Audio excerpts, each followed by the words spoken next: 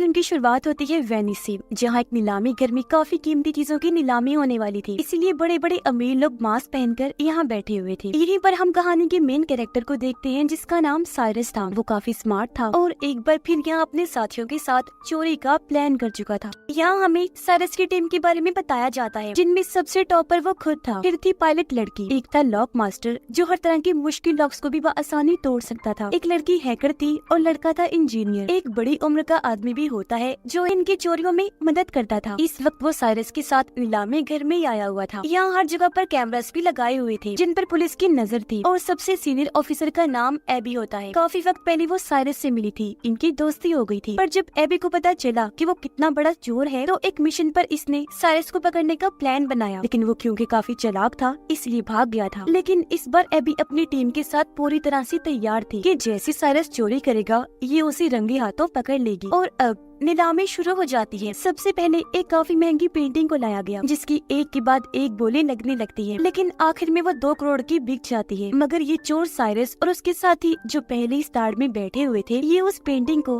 Customer तक पहुंचने से पहले ही चोरी कर लेते हैं और उसी ब्लैक मार्केट में उसी दाम 2 करोड़ में बेच भी देते हैं। जिसके बाद बारी आती है सबसे खास किस्म की चीज की, जिसका नाम NFT था। और क्योंकि इसको बनाने वाला क्रिएटर अपनी पहचान बताना नहीं चाहता था, इसीलिए उसने चेहरे पर मास्क लगाया हुआ था। अब इस क्रिएशन NFT में तकरीबन 200 कैमरास लगे हुए थे, जो वीडियो रिकॉर्ड करके बहुत अच्छी वीडियो एडिट करके देते थे। अब इसकी नीलामी शुरू हुई। 1.5 से 2 से 2.5 करोड़ हुई ही थी कि तब यहाँ हैकर अपना काम करती है। वो एक बटन दबाकर लिफ्ट कहती है। ऐसा होते ही वहाँ की सारी लाइट्स बंद हो गई, धमाके होने लगी तो हर तरफ अफरा तफरी मच जाती है। अब जहाँ अमीर लोग भागने का सोच रहे थे, तो यहाँ साइरस अपना काम करता है। जो 2.5 करोड़ की बोली लगी थी, वो खुद साइरस ने लगाई थी। इसलिए वो अब NFT के क्रिएटर के पास आया, कहता है कि आप मेरे ठिकाने पर ही आ जाओ, NFT भी वहीं ले ली जाएगी और पैसे भी हम वहीं दे देंगे। अब ये सारी चीजें ऊपर बैठी एबी देख रही थी, पर साइरस और उसकी टीम जो यहाँ से भाग रही थी, उनके पीछे पीछे एबी और उसकी टीम पड़ जाती है। वो खास किस्म की कश्ती स्पीड बोर्ड में बैठ जाती है। पुलिस को चकमा देकर समंदर के बीच में आ गई। इन्होंने बैरियर्स खड़े कर दिए, जिससे पुलिस पीछे अटक गई और ये लोग यहाँ से आगे निकल जाते हैं। ये लोग अपने ठिकाने और शिप में पहुँचे, जहाँ ये NFT की लेन देन के बाद वो पार्टी करते हैं। एबी जो अभी भी छानबीन कर रही थी, वो नीलामी में आए लोगों की वीडियो बड़े गौर से देख रही थी। उसकी नजर साइरस के साथी हेल्पर पर गई, जो अभी भी वहीं था। इसलिए ये लोग उस तक पहुँचकर उसे पकड़ लेते हैं। उधर पता चला कि इन चोरों ने जब NFT को चोरी किया, तो ब्लैक मार्केट में उसकी कीमतें बढ़ती गई। 3 से 4, 4 से 5, फिर 8 करोड़ हो गई। और उसे एक्टिवेट चलाने के लिए इन्हें असली मालिक की जरूरत थी, इसलिए ये उस क्रिएटर को भी उठा लाए थे। साइरस उससे बात करता है, कहने लगा कि तुम्हारा NFT मार्केट में जहाँ 2.5 करोड़ का बिकना था, वो अब चोरी होने की वजह से ब्लैक मार्केट में 8 करोड़ का बिकेगा। तुम्हें लगता है हमने तुम्हें ऐसे अगवा किया?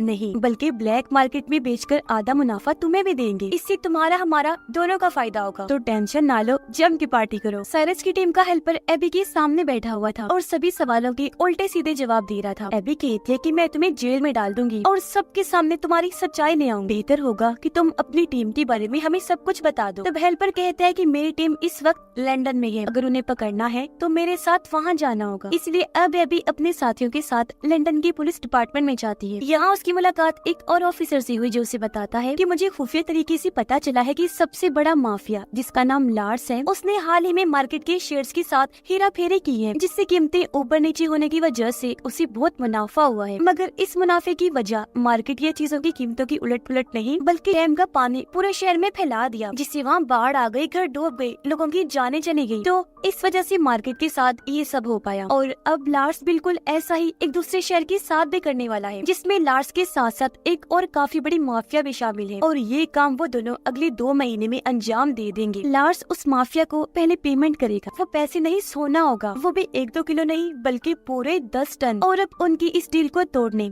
और पेमेंट रुकवाने के लिए मुझे तुम्हारी जरूरत है। तो ऑफिसर बताता है कि हमें एक ऐसे बंदे की तलाश है जो चोरों की तरह ही सोचकर चोरों को पकड़ सके। जाहिर है इस काम के लिए हमें किसी मास्टरमाइंड चोर की जरूरत है, और वो कौन है तुम अच्छे से जानती हो, साइरस। जिस पर एबी फौरन बोली, नो नो नो सर, जैसा आप सोच रहे हैं वैसा कुछ नहीं हो सकता। आप चाहते हैं मैं साइरस के पास जाकर उसे मदद मांगूं और वो भी हमारी मदद करने को तैयार हो जाएगा? कभी नहीं, नामुमकिन है ये। तब ऑफिसर कहते हैं कि तुम्हें कैसे भी करके उसे मनाना होगा ताकि हम लार्स को रोक सके। इस पर एबी मान गई।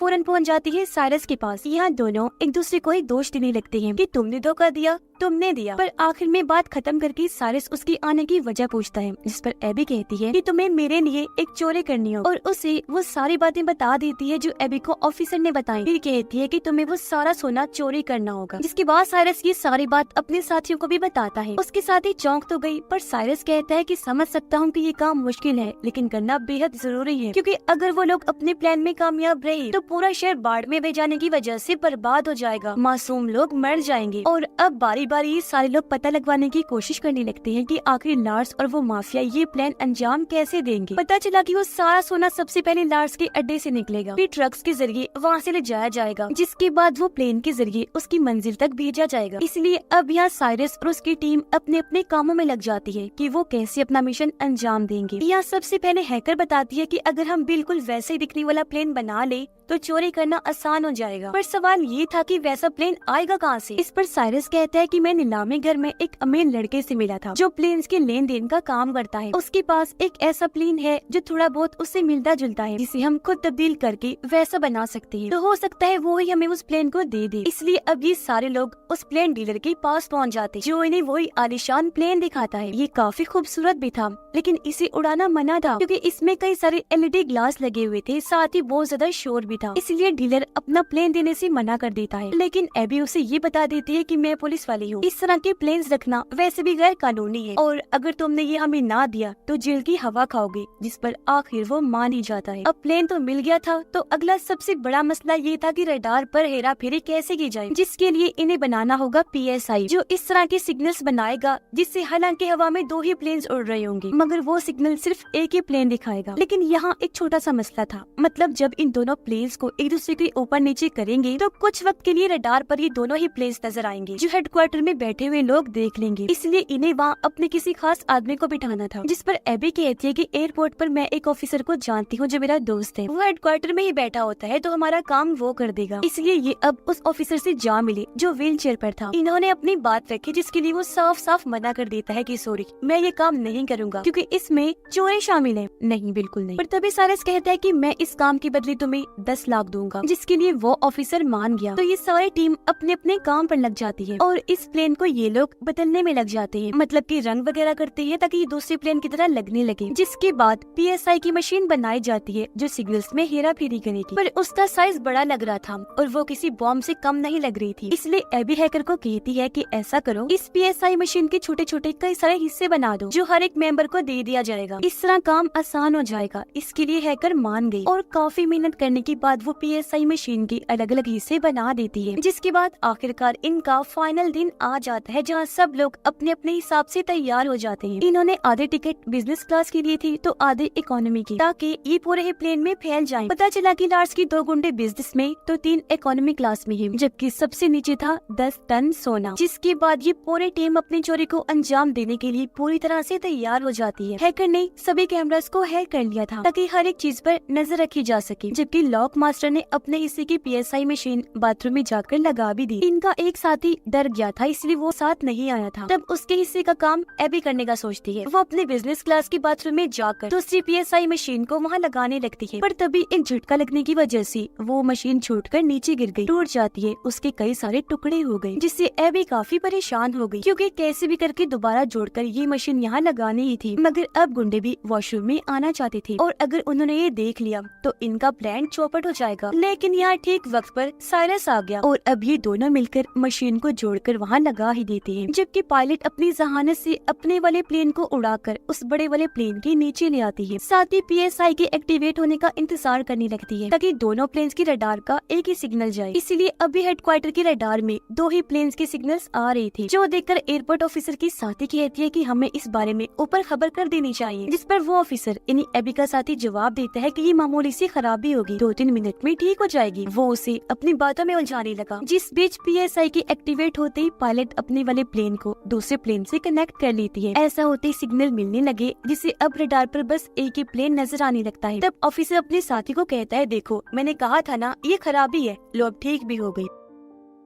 अब उधर लॉक मास्टर नीचे वाले एरिया में पहुंचता है जहाँ सोने वाली तिजोरी पड़ी हुई थी। वो अपने हाईटेक मशीन को तिजोरी पर लगाकर उसका लॉक तोड़ने की कोशिश करता है, पर इस बीच गुंडों को शक हुआ, इसीलिए वो अपने सोने तक पहुंचने की कोशिश करने लगते हैं। इस बात की खबर जैसी साइरस को हुई, वो उन्हें रोकने में लग जाता है, जिससे उन सब चोरों की लार्ड्स के गुंडों से लड़ाई शुरू हो जाती है। इनकी जबरदस्त हाथापाई होने लगती है। चलते हुए प्लेन में ये लोग लड़ रहे थे। अब झटके लगने की वजह से पायलट को लगता है जैसे प्लेन में कोई गड़बड़ी है, इसलिए वो फौरन हेडक्वार्टर में खबर करता है। तब एबी का साथी ऑफिसरों से कहता है कि मौसम खराब है, इसलिए आपको पास ही के हवाई अड्डे पर प्लेन को उतारना होगा। तब उसकी बात मानकर पायलट प्लेन को उतारने लगता है, पर ये जगह प्लेन को लैंड करने के लिए छोटी थी, जिस वजह से उसे हालांकि काफी मुश्किलात का सामना करना पड़ता है, लेकिन वो जैसे तैसे प्लेन को उस छोटे से हवाई अड्डे पर उतार ही लेता है। इसलिए अब साइरस की पायलट साथी भी प्लेन को वहाँ लैंड करवा लेती है। पर इस बात का लार्स को भी पता चल गया था कि हमारा प्लेन हाईजैक हो गया है। जहाँ उसे लैंड करवाना था वहाँ होने की बजाय कहीं और करवा दिया गया है। इसलिए लार्स अपने साथियों को कहता है कि जिसने भी मेरे सोने को मुझ तक पहुँचने से रोका है उन्हें खत्म कर दो या फिर मेरे पास लेकर आओ। उधर लॉक मास्टर साइरस से माफी मांगता है कि प्लीज मुझे माफ कर दो, मैं टाइम के अंदर अंदर लॉक तोड़कर सोना नहीं चुरा पाया। अब ये सोना गुंडों और इनके हेड माफिया लार्स के हाथ लग जाएगा और ये अपनी खतरनाक डील कर लेंगे। अब इनके पास और कोई रास्ता नहीं था, इसलिए गुंडों के साथ सोने समेत ये लार्स के पास जाने लगते हैं। इन्हें प्लेन के जरिए इनकी पायलट ही ले जा रही। उधर लार्स के पास वो माफिया भी आ जाती है। वो चाहती थी कि डील होते ही जल्द से जल्द शेयर में बाढ़ आ जाए, ताकि मार्केट के शेयर्स ऊपर नीचे होने से दोनों को ही फायदा हो। लेकिन उस माफिया को भी पता चल गया था कि जिस प्लेन के जरिए इनका सोना आ रहा था वो हाईजैक हो गया है। पर लार्स उसे समझाता है कि मेरे गुंडों ने सूरत हाल को अपने कंट्रोल में कर लिया है, माल आपको मिल जाएगा, बस डील को कैसे भी करके आज के आज ही फाइनल करना। उधर प्लेन में अभी भी लड़ाई हो रही थी, जिस वजह से पीसीआई के सारे हिस्से बर्बाद हो गए। ऐसा होने से अब हेडक्वार्टर की रडार में दोनों प्लेन्स दिखने लगते हैं। तब प्लेन को ट्रेस करके गवर्नमेंट अपने फाइटर जेट्स को प्लेन के पीछे भेज देती है हमला करने के लिए। लेकिन यहाँ साइरस और पायलट अपना दिमाग लगाते हैं। वो प्लेन को उल्टा करके लिख देते हैं कि इसमें लोग हैं, इसलिए हमला ना किया जाए। इसीलिए फिलहाल वो फाइटर जेट्स उन पर हमला नहीं करते, बल्कि पीछा करने लगते हैं, ताकि जब ये प्लेन लैंड हो तो पुलिस वहाँ जाकर सारी सूरत हाल को हैंडल कर ले। जिसके बाद अब ये प्लेन लैंड होता है लार्स की महल के ग्राउंड में, जो उसके आलीशान से घर को बर्बाद करते हुए आगे बढ़ने लगता है। सिर्फ यही नहीं बल्कि सिक्योरिटी दीवार को तोड़ता हुआ प्लेन अंदर जाने लगा। ऐसा होते ही सारा का सारा सोना भी निकल कर बाहर गिर जाता है। ये देखकर माफिया लार्स को कहती है कि अब तो मैं ये सारा सोना भी ले लूंगी,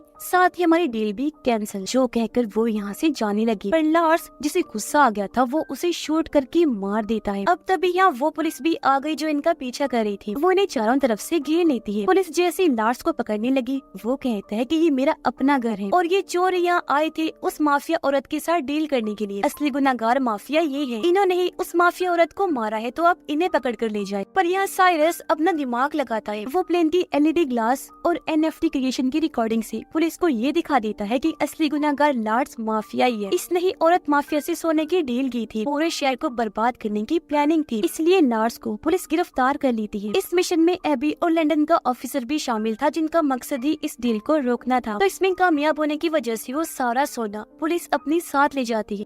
एबी साइरस की टीम का हिस्सा बन जाती है। यहाँ पता चला कि एबी जब बच्ची थी तो उसे एक पेंटिंग काफी पसंद आ गई थी, जो अब साइरस उसे गिफ्ट करने का सोचता है, ताकि एबी उससे मुतासिर हो जाए और ये लोग फिर से एक हो जाएं। जिसके बाद यहाँ सबसे बड़ी बात सामने आती है। असल में लॉक मास्टर ने सारा सोना वहाँ से निकाल लिया था। वहाँ असली सोने की बजाय नकली सोना रख दिया था और इस तरह करके दिखाया जिससे वो तिजोरी तोड़ने में कामयाब नहीं हुए। यानी कि जो सोना पुलिस के हाथ लगा था वो सिर्फ सोने जैसे दिखने वाली लोहे की ईंटें थी, जबकि असली सोना तो उसी वक्त आसमान से गायब कर दिया गया था और ये लोग उसे अपने ठिकाने पर भिजवा चुके थे। यानी ये चोर एक बार फिर अपने मास्टरमाइंड की वजह से इतनी बड़ी चोरी अंजाम देने में कामयाब रहे थे। ये लोग फिर अपना सोना लेने के लिए जाते हैं। सब इतनी बड़ी कामयाबी पर एक दूसरे की गले लगकर मिलते हैं। इनकी खुशी का कोई ठिकाना नहीं था।